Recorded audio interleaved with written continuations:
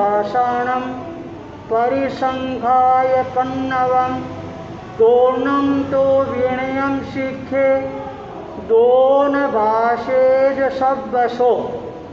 पर्युषण महापर्व और इसके अंतर्गत हमने खाद्य संयम दिवस के रूप के अंदर मनाया, स्वाध्याय दिवस के रूप के अंदर मनाया और कल हमने सामायिक दिवस के रूप के अंदर मनाया। आज 18 अगस्त के दिन हम पर्युषण महापर्व की आराधना और साधना है ये प्रारंभ कर रही हैं। आज का जो दिवस है वो है वाणी संयम दिवस।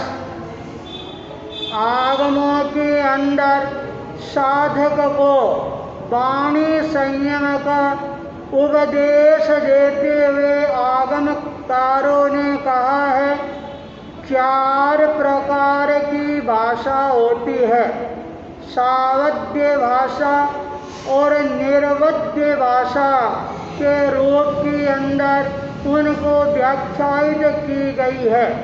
और वहाँ पर बताया गया है जो संत लोग हो, साधक लोग हो, 4 में से 2 भाषा का प्रयोग करे और उसके अंदर भी विवेक चेतना का जागरण रखें। वाणी हमारे जीवन की सबसे बड़ी अनमोल धरोहर है और बताया गया है बोलना है ये चांदी है तो मौन रहना है यह सोना है। तो आज हम वाणी संयम दिवस के रूप के अंदर मना रहे हैं। ज़्यादा से ज़्यादा मौन का अभ्यास का प्रयोग करना प्रारंभ करेंगे तो हमारा ये चतुर्थ दिवस का पर्युषण महापर्व मनाना है और ज़्यादा हमारे जीवन के अंदर नया परिवर्तन लाने वाला बन सकता है।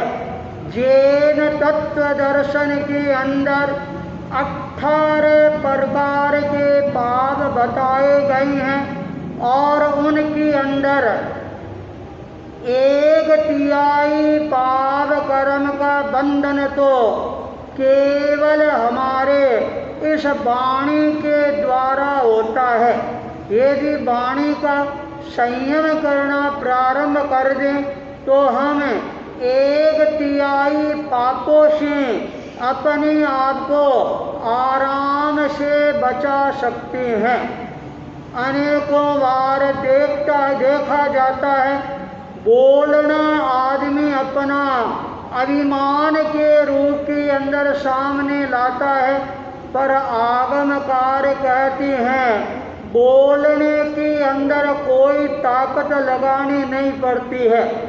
ताकत हमेशा मौन रखने के अंदर लगानी पड़ती है। और जो साधक मौन का अभ्यास कर लेता है, वाणी संयम का अभ्यास कर लेता है, उसको अनेक प्रकार की लब्धियाँ और सिद्धियाँ हैं ये भी प्राप्त होने प्रारंभ हो जाती है। हमारे जैन दर्शन के अंदर बताया गया है केवल्य ज्ञान की प्राप्ति है वह हमारे को कब होती है जब तीर्थंकर दीक्षा लेते हैं और उसी समय प्रतिज्ञा करते हैं जब तक मेरे को केवल्य ज्ञान की प्राप्ति नहीं होगी तब तक मैं मौन रहूँगा। मौन रहना केवल्य ज्ञान को प्राप्त करने की दिशा में आगे बढ़ना है। वचन सिद्धि ये हमारे को कब प्राप्त होती है जब हम मौन का अभ्यास करना प्रारंभ कर देती हैं। आचार्य भिक्षु ने अपने जीवन के अंदर अनेकों आदर्श उपस्थित किए और साथ के अंदर मौन के द्वारा अनेकों समस्याओं के द्वार है, वो द्वार भी उन्होंने खोले।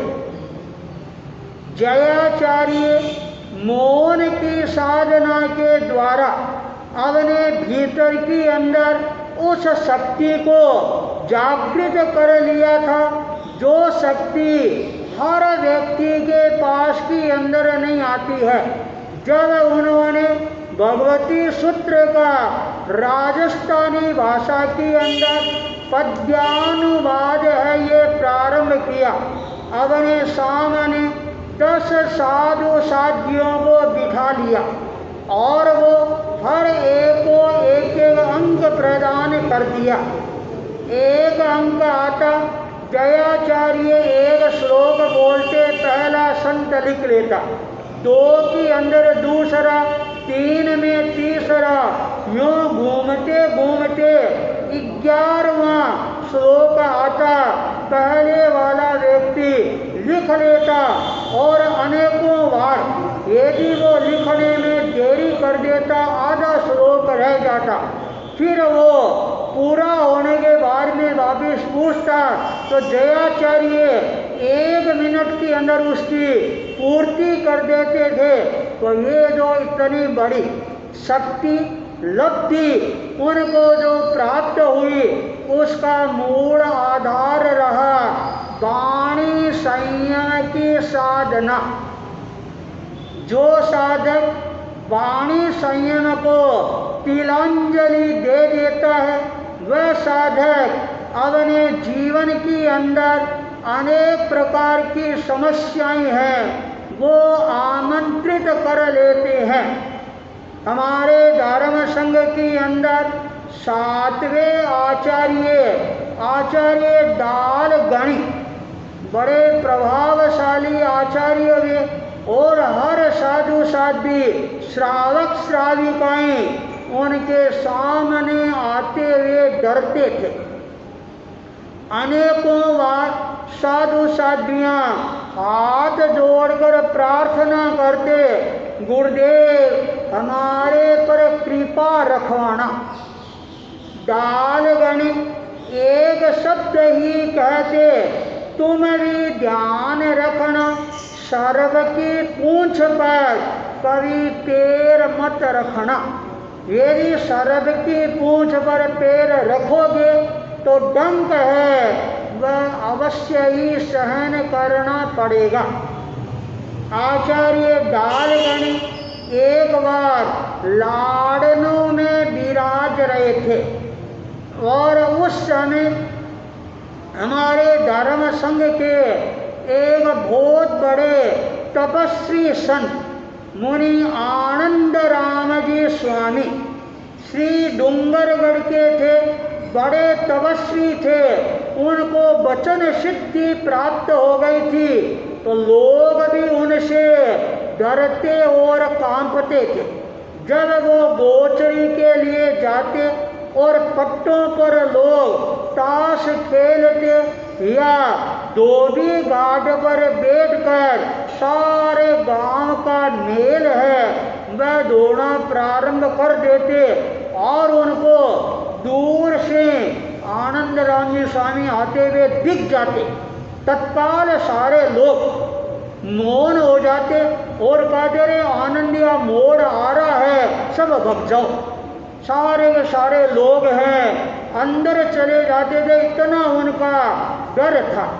आचार्य दालगणी ने एक बार उनको सावधान करते हुए कहा, देखो आनंद राम जी स्वामी आप बोलने का ध्यान रखा करो, आपकी वाणी में वह ताकत है जो बोलते हो और वो वैसा ही बन जाता है, इसलिए ज़्यादा मौन रखा करो। आचार्य वर्ग का यह संकेत सुनकर मुनि आनंद राम जी सावधान हो जाती हैं और एक बार वो लाडनू पूरे पुराने ठिकाने के अंदर झरोखे को खोलकर बाहर की तरफ देख रहे थे।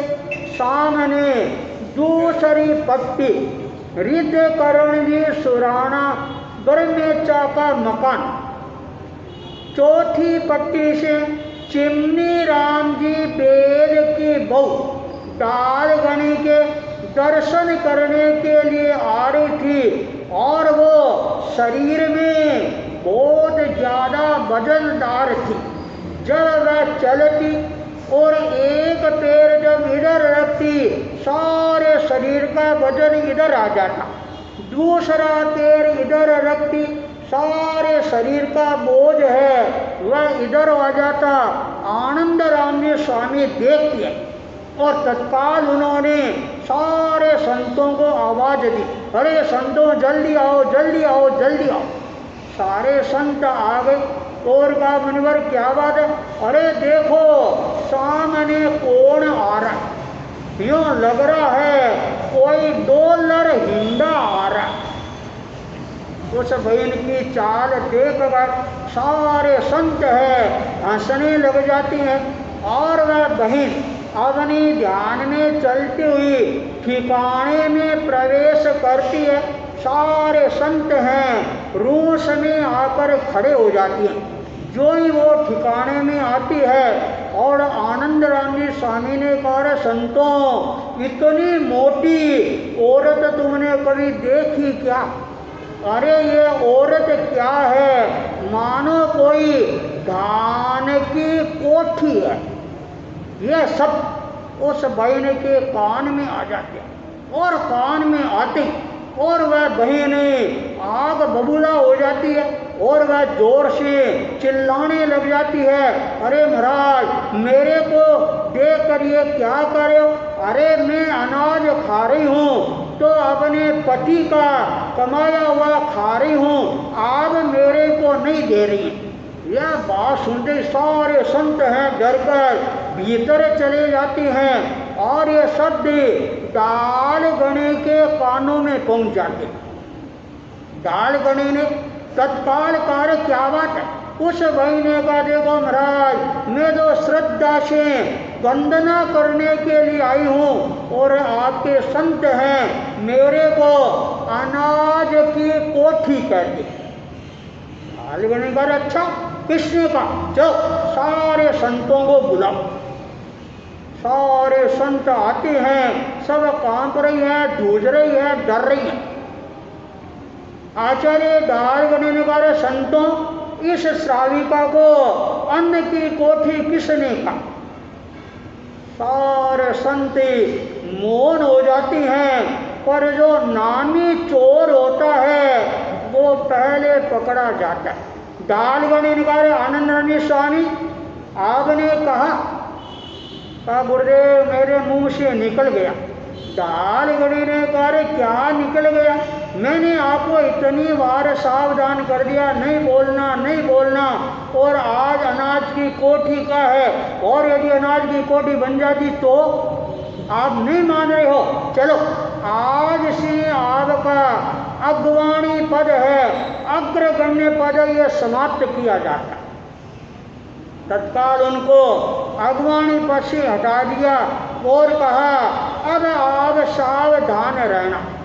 थोड़ा समय निकलता है और आनंद राम जी स्वामी गोचरी के लिए जाती हैं।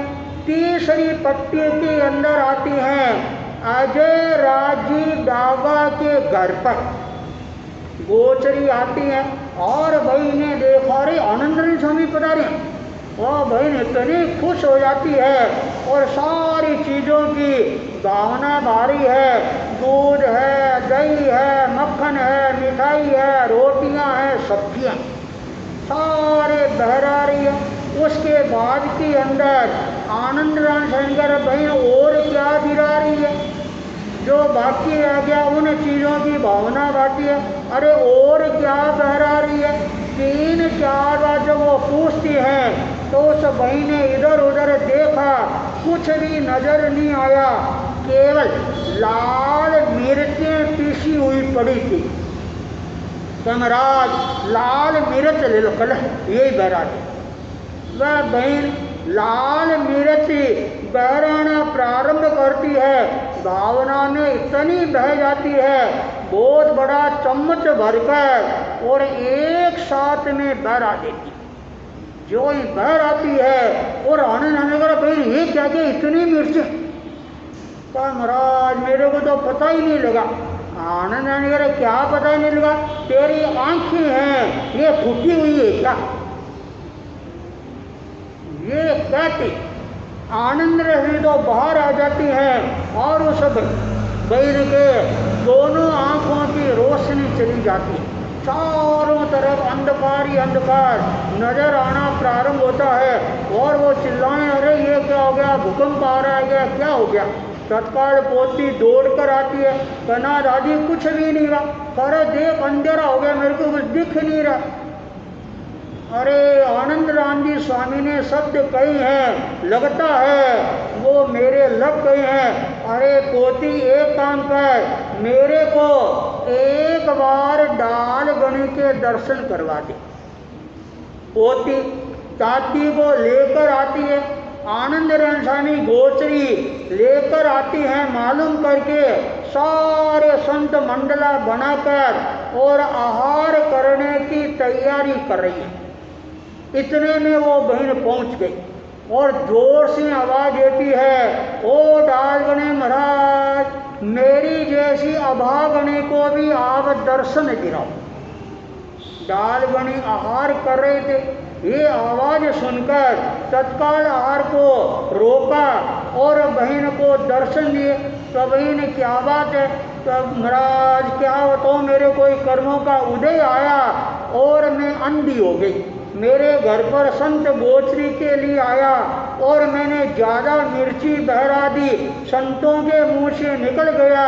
बहन तुम अंधी है क्या? महाराज मेरे तो ये लेने के देने पड़ गए। डालिए अच्छा ये बात है। डालिए चलो सारे संतों को बुलाओ। आदेश होते संत आहार कर रहे थे, जिसके मुंह में कुआ था वो मुंह में रह गया, हाथ में कवा था वह हाथ में रह जाता है। सारे संत दूजने लगे, कांपने लगे, तत्काल हाथ धोकर और डालगणी के चरणों में आती हैं। उस बहन को देखती हैं और आनंद राम जी समझ गए, ये गाज तो मेरे पर ही गिरने वाली है। तत्काल डालगणी कर बोलो, आज तीसरी पट्टी में गोचरी कौन गया था? कोई नहीं बोल रहा। आनंदरानी स्वामी आप कौन सी पट्टी में गोचरी गए? तो गुरुदेव तीसरी पट्टी में गया। किसके गए? अजय राजी डागा की गया। अरे क्या लाए? दूध दही घी मिठाई सब्जियां सब लाया। अरे और क्या लाया? तो गुरुदेव उस भाई ने पूरा बड़ा चम्मच भरकर और पात्री के अंदर लाल मिर्च पीसी हुई बिरा दी। मैंने सहज कह दिया, भाई तू अंधी है क्या?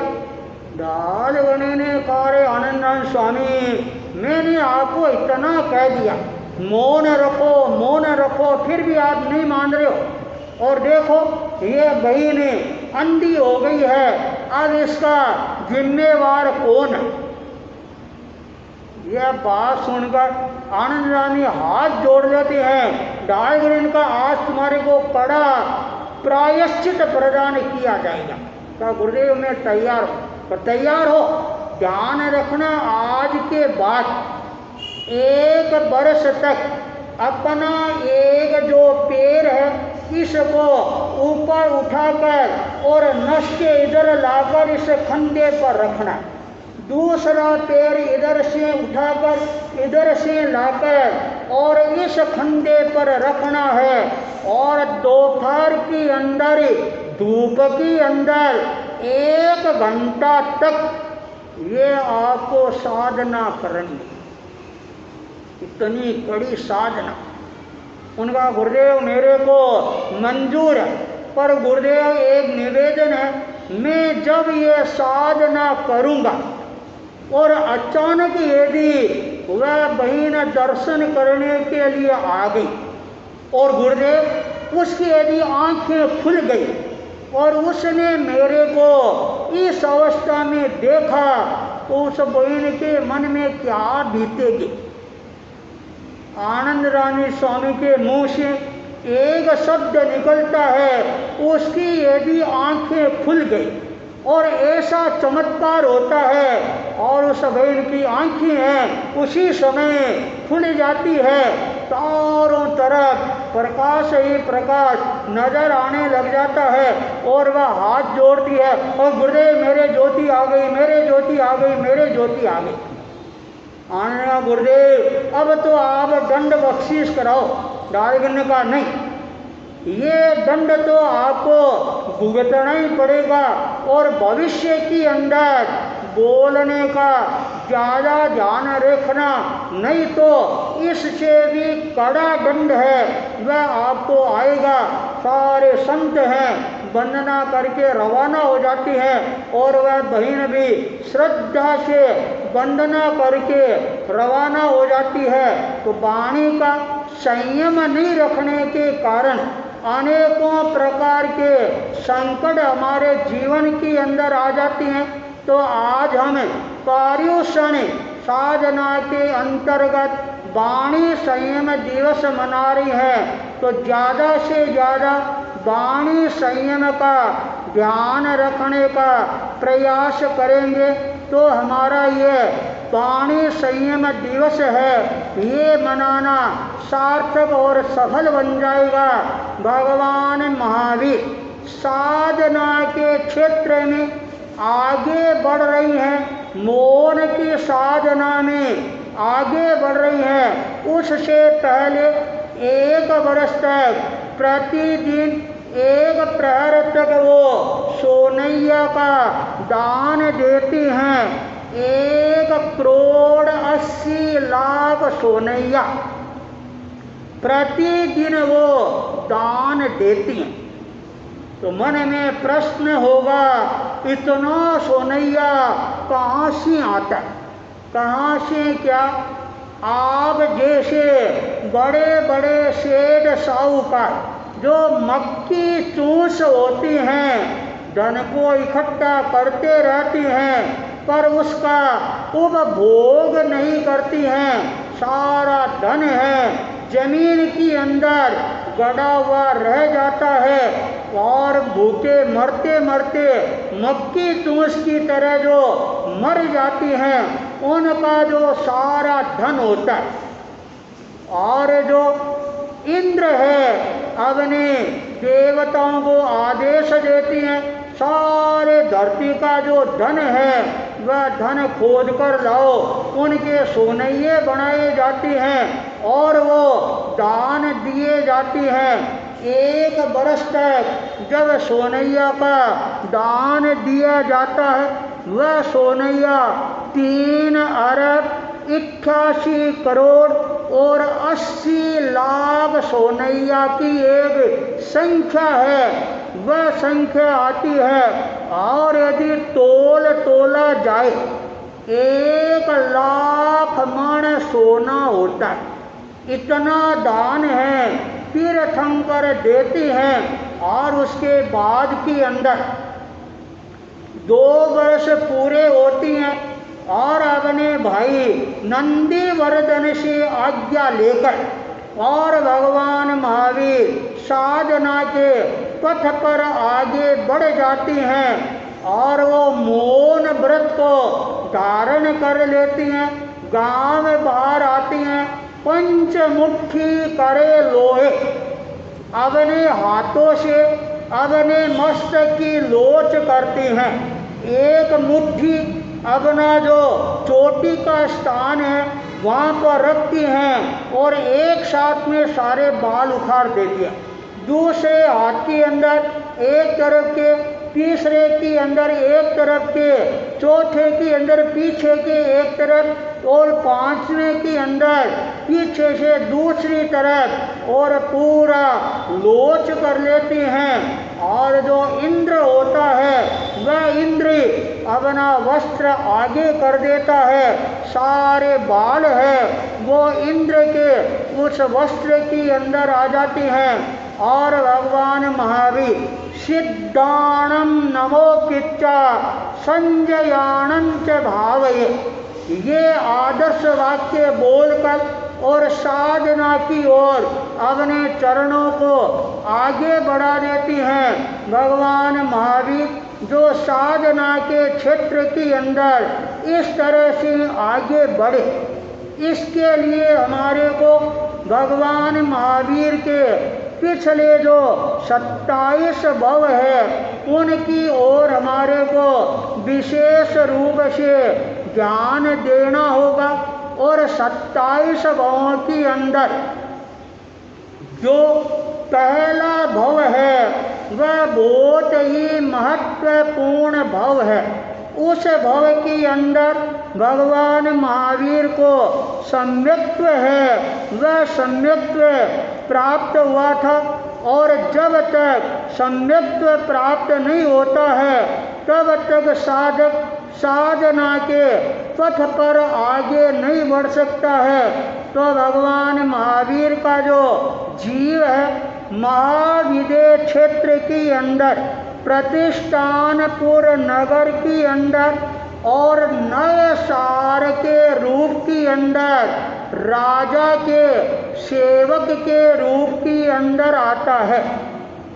राजा ने अपने रहने के लिए बहुत अच्छा मकान बनाया, मकान बनकर तैयार हो गया।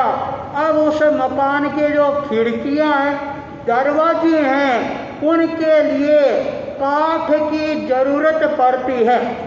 राजा ने तत्काल नए सार को बुलाया और कहा जाओ और जंगल के अंदर जो अच्छा काठ हो उसको काट कर लाओ।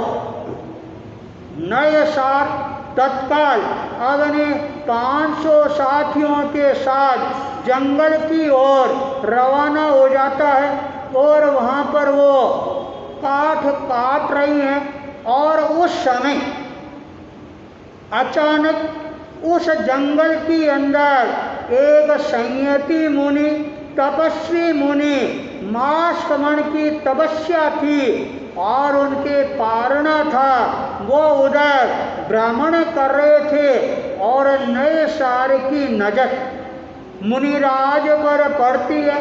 नए सार तत्काल उड़ता है, अगवानी करता है और संतों को अपने हाथ से दान देता है।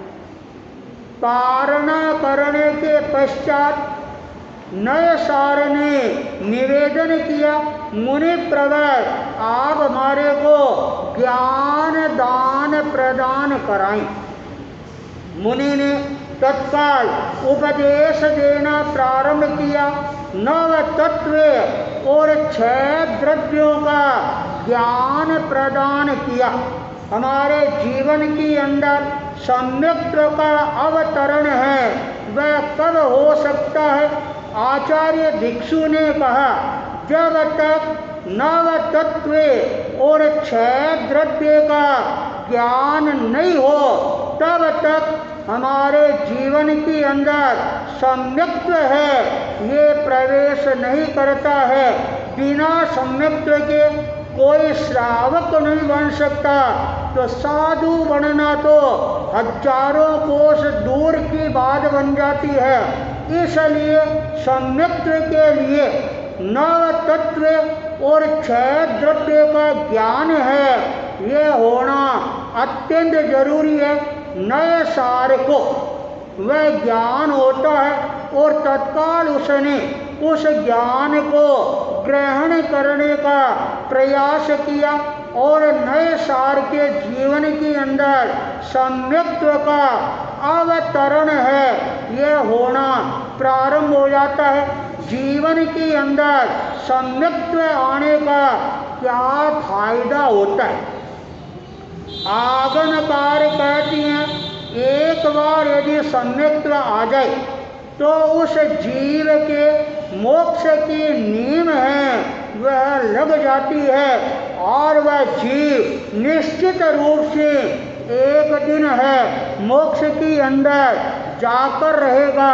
नए साल के जीवन के अंदर वह सम्यक्त का क्षण आता है और वो धीरे धीरे श्रावकत्व की ओर आगे बढ़ना प्रारंभ कर देता है और वहाँ से अपना आयुष्य पूरा करके भगवान महावीर का जो जीव है वह जीव वहाँ से दूसरे भव के रूप के अंदर सो धर्म देवलोक के अंदर वहाँ जाकर इंद्र के रूप के अंदर और वहाँ पर रहती हैं। एक कल्योपन का आयुष्य है वह पूरा करने के बाद भगवान महावीर का जो जीव है तीसरे भव के अंदर अयोध्या नगरी के अंदर आता है और वो भारत के पुत्र के रूप के अंदर और वहाँ पर पैदा होता है। भारत चक्रवर्ती था जिसके नाम से हमारे देश का नाम भारत पड़ा। ऋषभ देव का भारत है ये पुत्र था और उसका ये लड़का जो मरीचि के रूप के अंदर आता है उसका जो शरीर था एक तरह से रंग बिरंगा शरीर था इसलिए उसका नाम मरीचि रखा।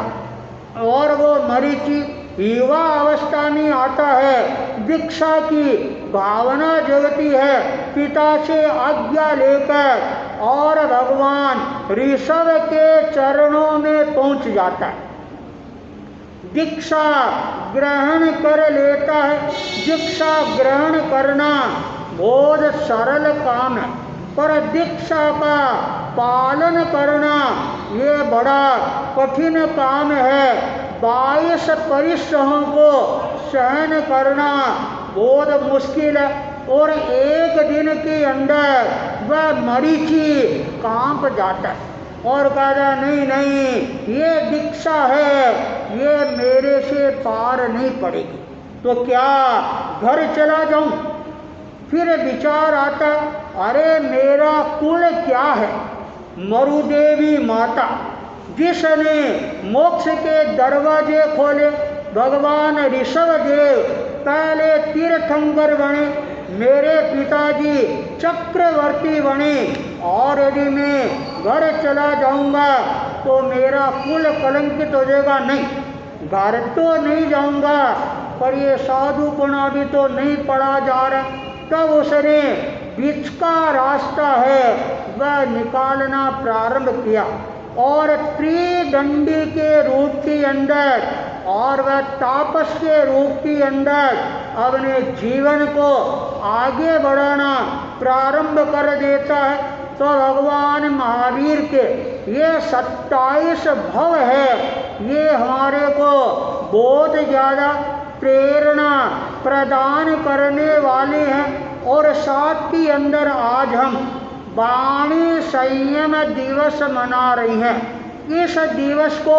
हमारे को बहुत ज़्यादा सजगता के साथ के अंदर सावधानी के साथ के अंदर मनाने का प्रयास करना है और आज ज़्यादा से ज़्यादा मौन की साधना करके अपने आप को आगे बढ़ाना है। और ये जो पर्युषण महापर्व है इस महापर्व की महत्ता को समझते हुए और हमारे को धीरे धीरे साधना के क्षेत्र के अंदर आगे बढ़ना है।